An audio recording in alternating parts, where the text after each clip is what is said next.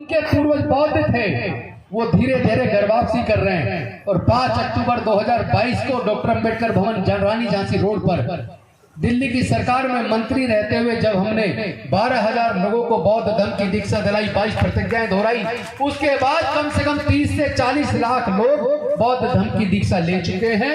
लेकिन कम से कम 20 करोड़ ऐसे लोग हैं जिन्होंने दीक्षा नहीं ली लेकिन बुद्ध के धर्म को अपने आचरण में उतार लिया है। तो भारत बौद्ध में होने की तरफ चल पड़ा है और दुनिया बौद्ध बनने वाली है।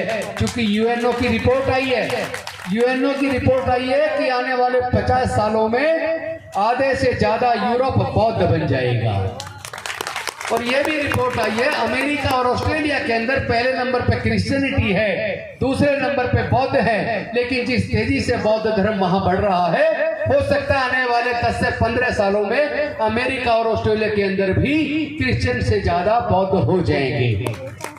और सबसे खुशी की बात यह है कि जिस तरह हम दूसरे लोगों पर आरोप लगते हैं कि उन्होंने अपने धर्म को फैलाने के लिए लालच दिया या किसी को डराया, बुद्ध का धर्म किसी लालच से किसी को डरा कर नहीं बल्कि मानव कल्याण की भावना से, जो शांति और मानवता का संदेश लेते हुए समता, स्वतंत्रता, बंधुता, न्याय, प्रज्ञाशील, करुणा और मैत्री के मार्ग से अपनी अच्छाइयों की वजह से फैल रहा है। तो वो तो फैल के रहेगा, दुनिया तो बौद्ध में बन के रहेगी। लेकिन बस आपके धैर्य की परीक्षा है, आपको लोग भटकाने की कोशिश करेंगे। हो सकता है हमारे बीच आकर कुछ दिन बैठे, हो सकता है चीवर पहन के बैठ जाएं या सफेद वस्त्रों में पहन जाएं या नीले वस्त्र पहन के पंसील का पटका पहन के बैठ जाएं और हमारे बीच आकर हमें उकसाने की कोशिश करें।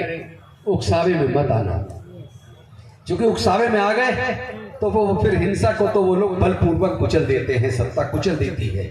लेकिन शांति से सारी सरकारें डरती हैं। इस आंदोलन को शांतिपूर्ण तरीके से इतना बड़ा करना है, जैसे जैसे ये बड़ा होगा वैसे वैसे सरकारें आपके कदमों में आ जाएंगी। और बुद्ध की शरण में आए बिना इस भारत की सरकार के पास भी कोई दूसरा विकल्प नहीं है। क्योंकि भारत की सरकार तो विदेशों में जाकर खुद कहती है हम बुद्ध के देश से आए हैं, हमने दुनिया को युद्ध नहीं बुद्ध दिया। तो फिर भारत के अंदर युद्ध देने की कोशिश मत करो। हम लोग शांति को मानने वाले लोग हैं, शांति से माँ बोधी महाविहार को मुक्त करा कर रहेंगे।